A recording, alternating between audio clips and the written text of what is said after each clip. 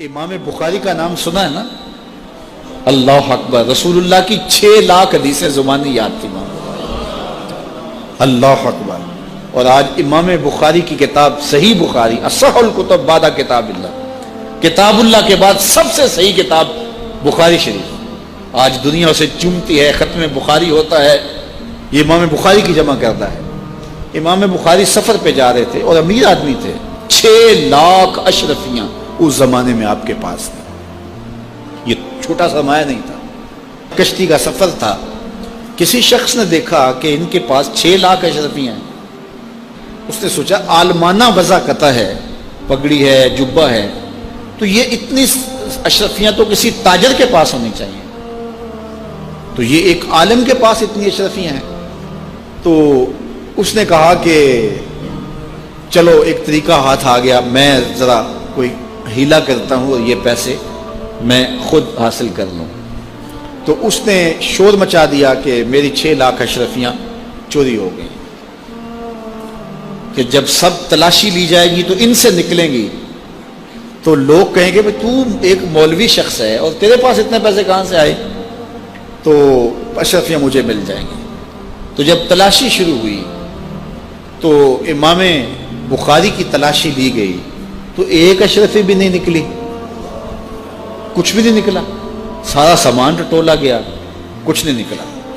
خیر چلو، لوگوں نے اس کو کہا تو جھوٹا ہے، تو نے خام خواہ جو ہے وہ ایک مکر کیا ہے۔ وہ بھی بڑا پریشان تھا کہ اشرفیاں میں نے ان کے پاس دیکھی ہیں، گئی کدھر؟ خیر جب جہاز چلنے لگا تو آہستہ آہستہ امام صاحب کے قریب ہو گیا، امام بخاری سے پوچھنے لگا حضرت اشرفیاں تو تھیں آپ کے پاس، تو کدھر گئیں؟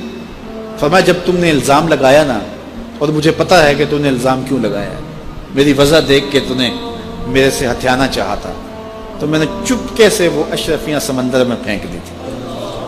تو کہا حضرت اتنی زیادہ اشرفیاں اور سمندر میں پھینک دیں؟ کہا ہاں۔ کہا کیوں پھینکی؟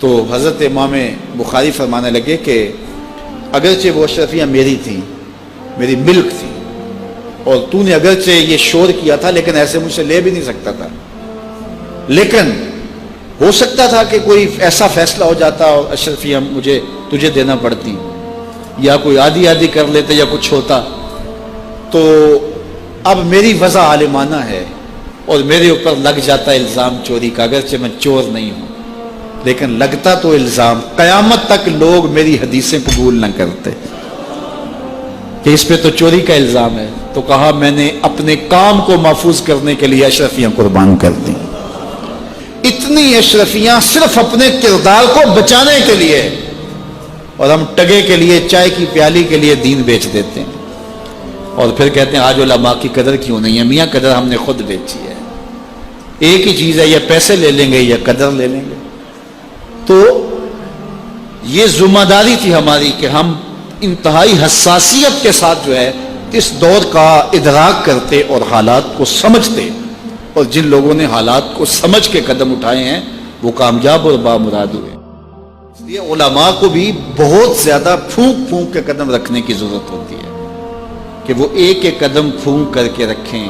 اعلیٰ حضرت نے کتنی خوبصورت بات کی تھی اپنے زمانے میں، آپ نے علماء کو جو نصیحتیں کی اس میں ایک نصیحت کی، آپ نے کہا علماء لوگ تمہیں دیکھ کے دین کے قریب ہوتے ہیں اور تمہیں دیکھ کے دور بھی ہو جاتے ہیں۔ کہا کہ اگر تم نے سنن غیر موقدہ کو چھوڑ دیا تو لوگ سنن موقدہ چھوڑ دیں گے، اور اگر تم نے سنن موقدہ کو چھوڑ دیا لوگ واجبات چھوڑ دیں گے، تم نے واجبات چھوڑ دیے تو لوگ فرائض چھوڑ دیں گے، اور اگر تم نے فرائض چھوڑ دیے تو لوگ کہیں دین نہ چھوڑ دیں۔ اور پھر کہا اے طبقہ علماء، تم نے اگر مکروہ تنزیہیہ کا ارتکاب کیا تو لوگ مکروہ تحریمیہ میں پڑ جائیں گے، اور اگر تم نے مکروہ تحریمیہ کا ارتکاب کیا لوگ حرام میں پڑ جائیں گے، تم نے اگر حرام کا ارتکاب کیا تو لوگ کفر میں پڑ جائیں گے۔ اس لیے علماء کو آج کے دور میں نہیں، ہر دور میں اپنے کردار کو بڑا صاف رکھنا